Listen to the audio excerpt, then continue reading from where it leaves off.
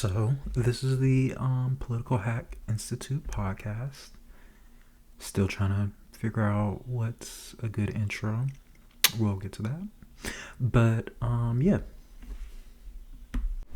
So, Alabama, once again, or let me be a bit more specific, Republicans in Alabama, once again, tried to get a new congressional district, or I should say, congressional map for voting districts. That, of course, didn't, and when I say of course, because the history seems to still be pretty relevant, um, didn't give fair representation for the black community in Alabama. So, I'm not even going to go on the obvious diatribe about, racism, particularly racism in Alabama, particularly as it relates to voting rights. What I am going to do is talk about it in a bit more abstract way. Because I think this is,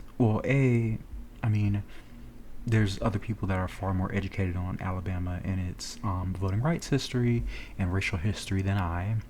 B, because I do think this is a clear and obvious indicator of some of the more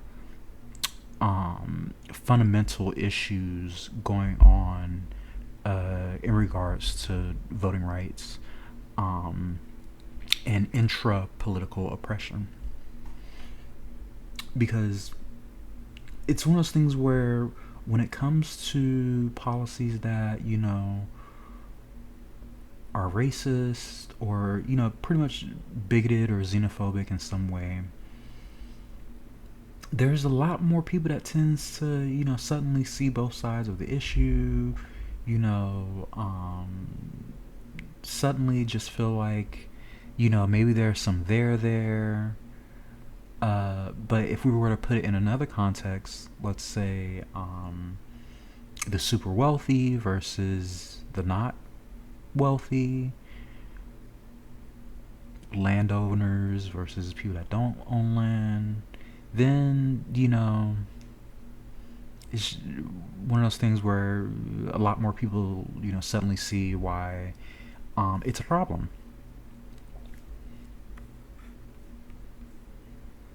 And so when I was researching this, I looked and verified that essentially what the courts are requiring of Alabama's voting districts is basically just simple proportional representation. Which means, we have to go a little bit into who and what counts as representation. But before we even get into that, well, because for me, it's always been one of those obvious, like, what's going on here sort of issues when it comes to how the U.S.'s democracy is set up, that representation oftentimes only means geographical. And even then, again, I'm not a voting district expert or anything like that, but even then I have to wonder, what sort of geographical markers are they really looking at? But I digress. So, again, the representation, the representatives that we vote into office, again, oftentimes meant to reflect a particular area, and none of this ever really takes into account more, let's say, central labels or identities that are more impactful to people's lives. Um, so again, going back to the economic example, there's been studies that shown, there's more wealth gaps within countries than between countries. And so, in that sense, it's like, what's really a better reflection of your needs from the government and requests of the government, um, your zip code, or things like um, belief system, race, uh, economic status. Um, Again, so we see that instead of taking into account things like that are more impactful to people's everyday lives, that are more pronounced to people's everyday lives, they go simply with geography. Now, don't get me wrong, geography is definitely important. You know, it definitely makes a difference if where you're living at is, hot all the time or cold all the time. Although, with global warming, not too many places seem to be very cold all the time, but I digress again. And so, to me, this is really reflective of a lot of the general attitudes around representation outside of politics, where, particularly, when you're black or a person of color, a lot of times people want you to assimilate. I mean, I've heard people say it just straight up. They expect you to assimilate. Um, but oftentimes the same is not asked of people who, you know, are European. Um, for instance, like, so many times I'll see people start or want to start a group around, being a person of color or non-white, however you want to prefer that or whatever. And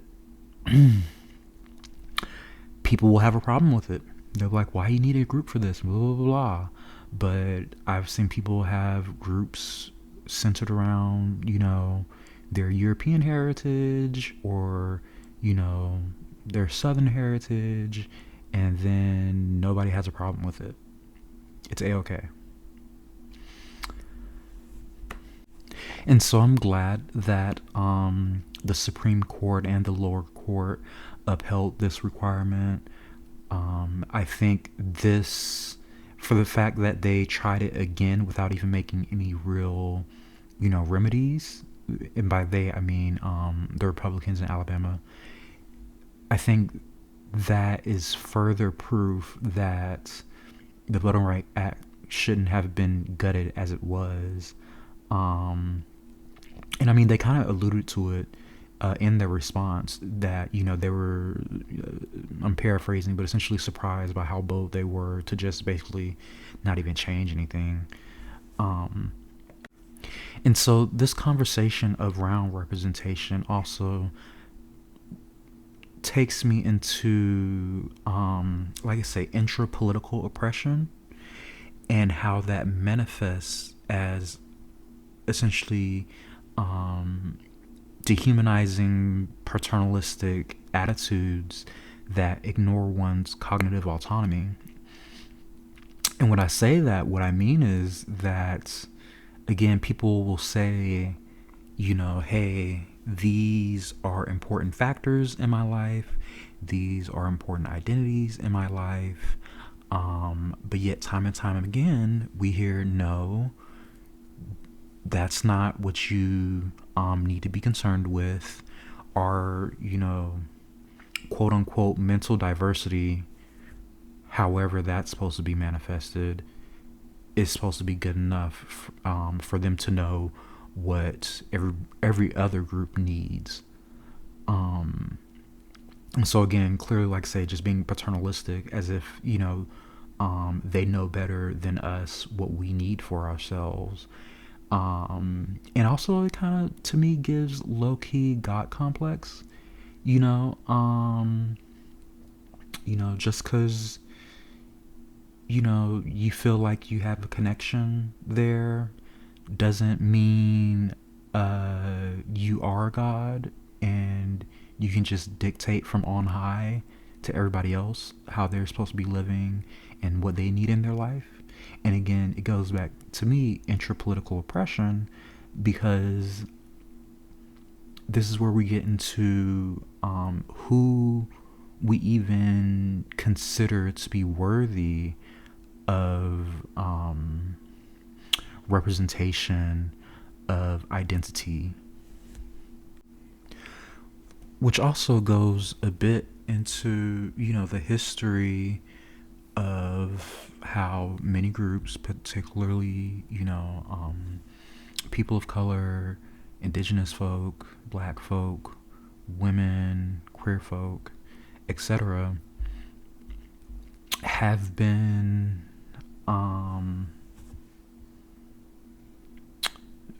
separated from their rights and right to self-determination because those in power, those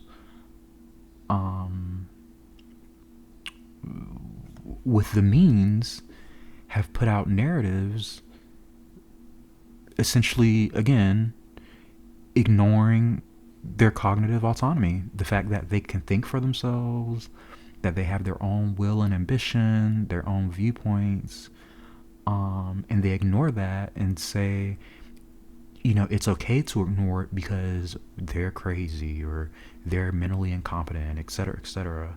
And so, again,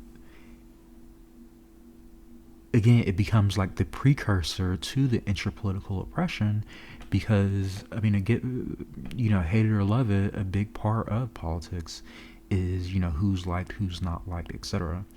And so the viewpoint of people's ability to think for themselves, act for themselves, is a factor in that. And so again, to make it a bit clearer, if we were to say that the economic example, only the rich should be representatives, they're the only ones we need to know what they want, I feel like most people see clearly why that's a problem. And how, again, if we were to say, well, only rich folks should be designing, systems and products for society, it'll be kind of clear that, there's going to be some problems due to them being out of touch. But like I say, if you replace that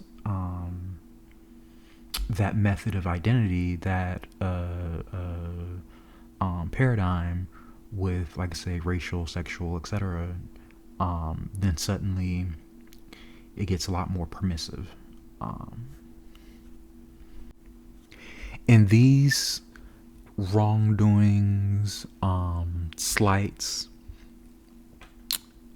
inaccuracies, violations, they stack up, they pile up. And so it becomes just an additional factor into why our political system isn't quite working. The various government systems, even technological, social systems, products, etc., start to become lackluster because, again, there's all this BS that's being propagated and allowed to just float and block real representation, real talent, real exchange of ideas. And that's how we end up getting things like, January 6th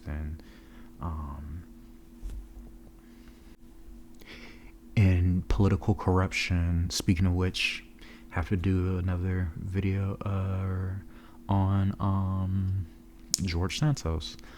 So again, we see how these shortcomings actually impact not only the people that they aim it at, but others as well.